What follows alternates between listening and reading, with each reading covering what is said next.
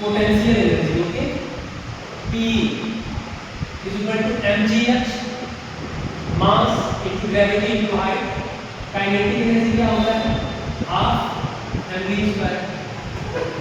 Simple ये है कि अगर ये पोटेंशियल एनर्जी है, ये काइनेटिक एनर्जी है, तो if this is the equation for energy, तो एनर्जी का डायमेंशनल फार्मूला सेम है, ठीक है।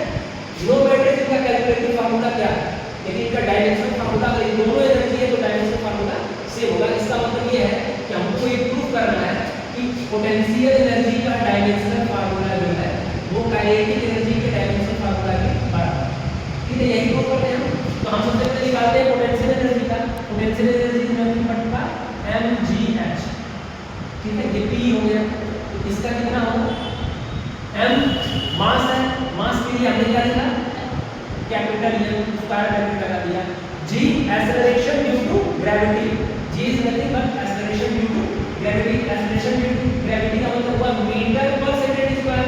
मीटर क्या है, लेंथ, और पर सेकंड स्क्वायर मतलब टाइम, टाइम का स्क्वायर हो जाएगा, तो टाइम का स्क्वायर हो जाएगा, ठीक। और फिर इसके बाद क्या है, ये हाइट, हाइट क्या है, लंबाई है। लंबाई किस में मेजर करेंगे, लेंथ में मेजर करेंगे। फंडामेंटल यूनिट की दोनों का मतलब करना है, तो लेंथ ये है हो गया। तो इसको फाइनल आप लिख सकते हैं m to the power 1 l to the power l और l मल्टीप्लाई होगा तो क्या हो जाएगा, l square l to the power 2 and then t, t जब ऊपर जाएगा तो t टू द पावर -2।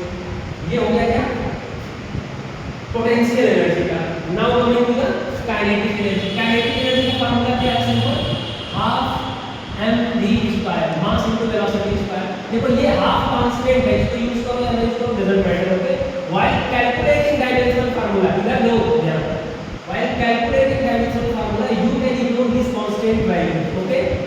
तो this is mass and this is velocity. Mass is m, mass को हम m में मेजर करते हैं, ठीक, m to the power, velocity is क्या, metre per second. It means that कि metre is the length, okay, per second मतलब upon time, length upon time तो होता है, distance upon time is velocity, तो length upon time and this is, इसका क्या है, स्क्वायर, क्योंकि वेलोसिटी का क्या है, स्क्वायर।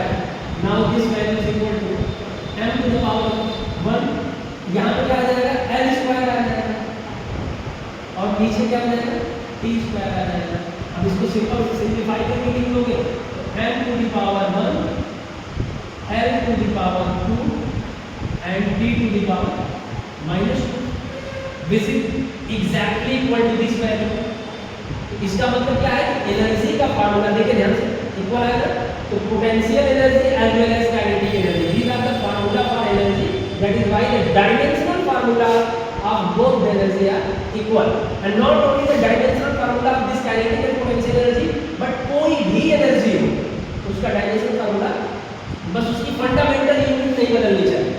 मे बी एनर्जी और पोटेंशियल एनर्जी के अलावा अगर इलेक्ट्रिक सर्किट में जाएंगे तो वहाँ पे अगर इलेक्ट्रिक करंट से एनर्जी जो प्रोड्यूस हो रही है उसका बदल जाएगा, हीट वाली एनर्जी से बदल जाएगा, उसकी फंडामेंटल यूनिट नहीं बदलनी चाहिए। अगर फंडामेंटल यूनिट मास, लेंथ और टाइम में है तो उनका क्या होगा, डायमेंशनल फार्मूला